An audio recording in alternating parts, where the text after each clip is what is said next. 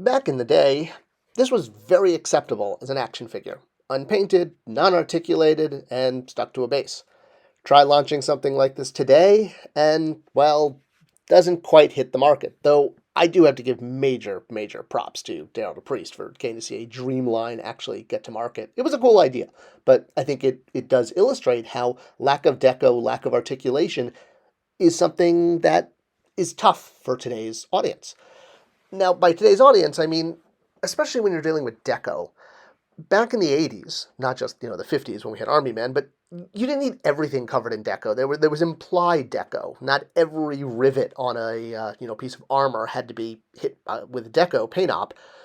Every belt buckle, every rivet, even boots were sometimes just not even painted. But if you wanted to have your boots painted and your whole life you grew up saying, why weren't Merman's boots painted? Well, hey, modern collector lines answer the call.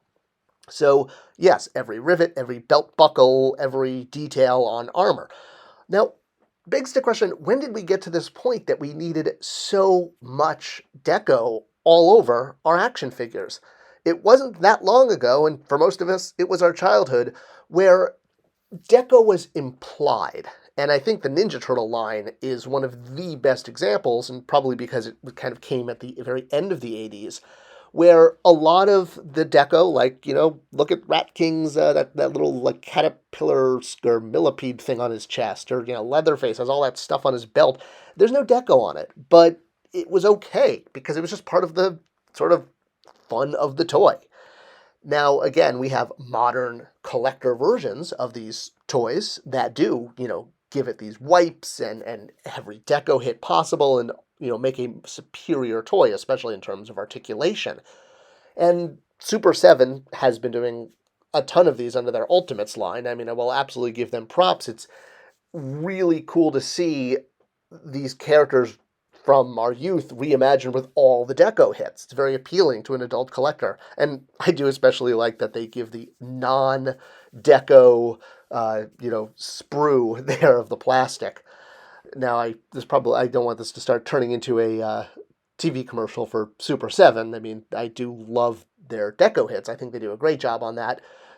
There's obviously, because I'm not trying to endorse any company, I mean, I've had my issues with Super 7, and I'll be coming back with a follow-up video about my Robin Hood, who, after I tried to swap heads, because they don't give you two bodies, just snapped right off. Super 7! Alright, anyway. But back to their really good deco.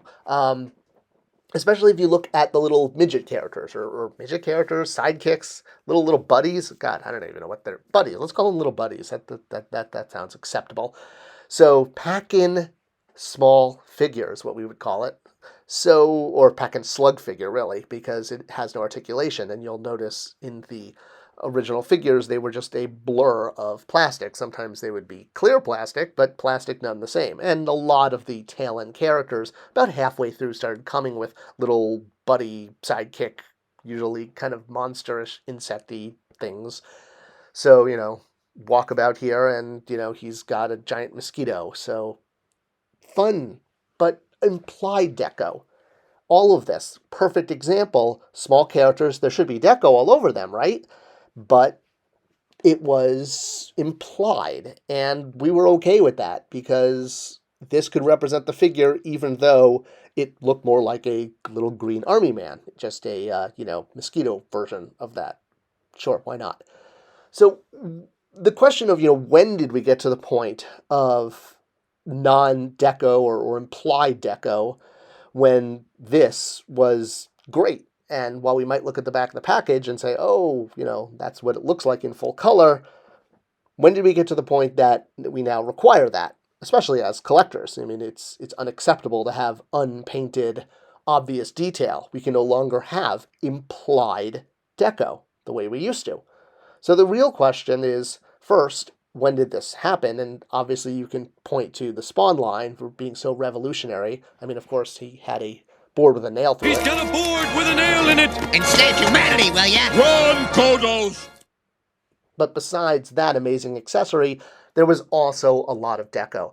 Maybe not as much on the original version, but even if you look at, the later variants and the line as a whole, There's especially one figure in the very first wave, the one on the bottom right there, Medieval Spawn, who I guess now, I don't know, does Todd own that? Does Neil Gaiman own that? I can't follow any of this. But back in the day when Todd owned these characters, or could make toys of them, well, we had Medieval Spawn, and this was the figure that was so mind-blowing. Every rivet, every little detail, Deco hit. I mean, you would not see, no toy would be like that prior. And obviously that new standard and further figures from McFarlane continued to impress and really change the way the action figure industry addressed Deco and articulation.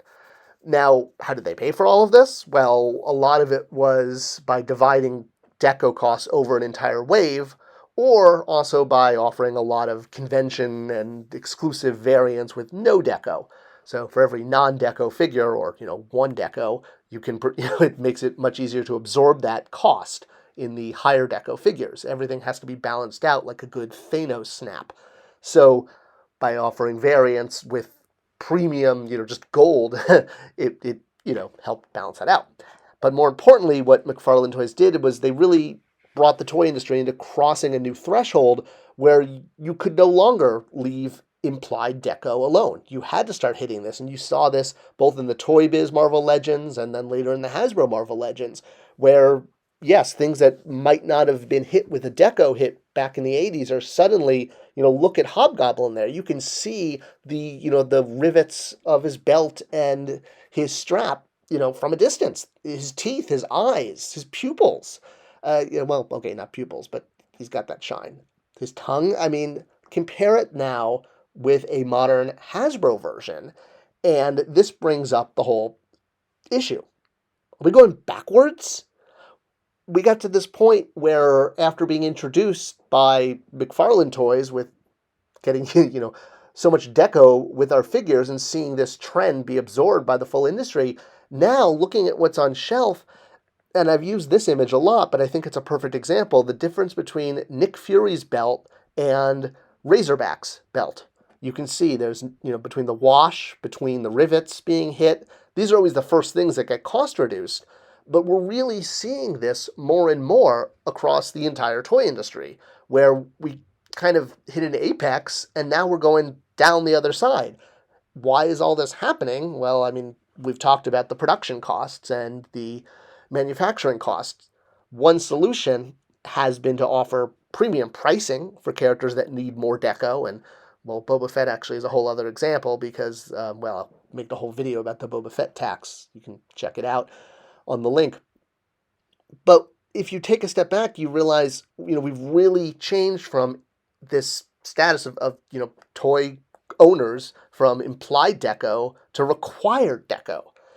But now, if we tried to go all the way back and bring out, zero Deco, we know that doesn't work at retail, or at least, 7 years ago when Star Wars Command came out, it didn't work, but I think that was a good, indicator. Again, great concept, and it was cool idea in theory, like communism. Spawn toys helped push us over the new threshold. With everything happening in the world today and the price of transportation and distribution and manufacturing, everything just skyrocketing, we're now not being able to afford what the Spawn toys pushed us into. So where do we go from here? This new, this world that we got pushed into, where implied Deco now had to be actually used. Well, where I think we're going is more like this. I think we're going to see a lot more toys that are limited articulation, limited Deco. No articulation, there clearly is a pushback, but limited articulation, 5 points. It works for kids in the sense that for kids, it always worked. I mean, look at us in the 80s growing up with this, and for kids today, for collectors, it's got a nostalgia. And when you literally are recreating toys you had as a child, obviously the nostalgia is, turned up to 12. So it took Hasbro a while before they sort of went on board the whole, reaction line that Super 7 and before them Funko, well, there's after them Funko, I don't know, went around in circles. But not only did they, really perpetuate this type of, scale or form factor, but they brought in new categories, things like nostalgic TV that could be done with this low deco approach, or licenses that had previously been unobtainable for action figure lines like Back to the Future. Their first ever action figures were the reaction versions. So it's a really cool form factor because it requires minimal deco while still providing some articulation, some customization, and a lot of play value.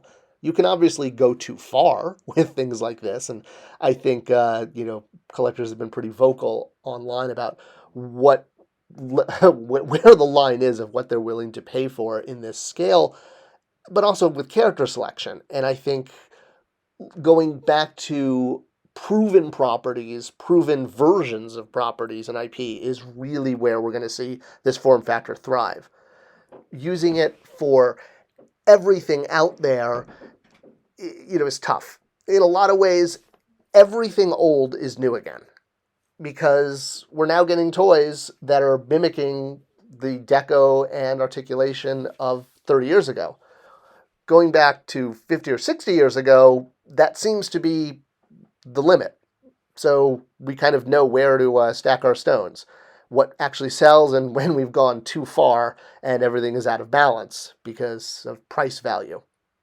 I hope this video was insightful and gives a lot to think about implied deco and how much it's had an impact on the industry and where we're going from here.